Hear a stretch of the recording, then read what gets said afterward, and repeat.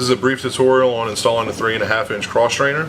Your 3.5 inch cross strainer kit's going to come included with the cross strainer itself and two different size gaskets, one smaller and one larger, and we'll explain why we have the two different size gaskets here.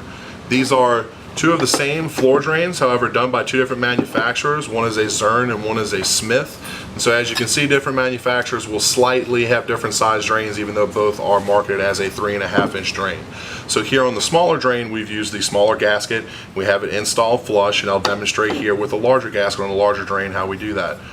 You want to make sure that you place the gasket in without the cross strainer. Once the gasket is inside, push it down about a 1/4 inch past the lip, so you'll have enough space here once you install your cross strainer to place your drain grate over the top.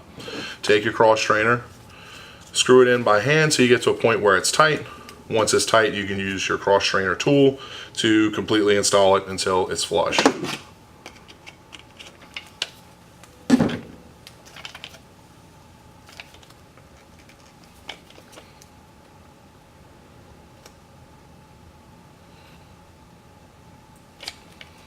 As you can see here, and of course it'll be much easier to screw in when you're not holding it and you have it placed and it's actually installed in the concrete. The same premise here for the circular drains, however, because the circular drains are deeper set, you don't have to worry about not having enough clearance to be able to place your drain grate as you do on the squares. And so here, as you see, it's set flush. Once your cross strainer is installed inside the drain throat, you're then ready to anchor down the drain grate itself. You place the drain grate over the top, and then you want to line it up with the anchor holes in the cross strainer. Once you have it lined up, you take your screws,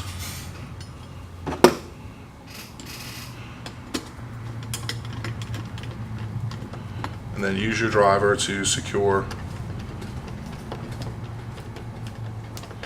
the screws down to hold the drain grate in place.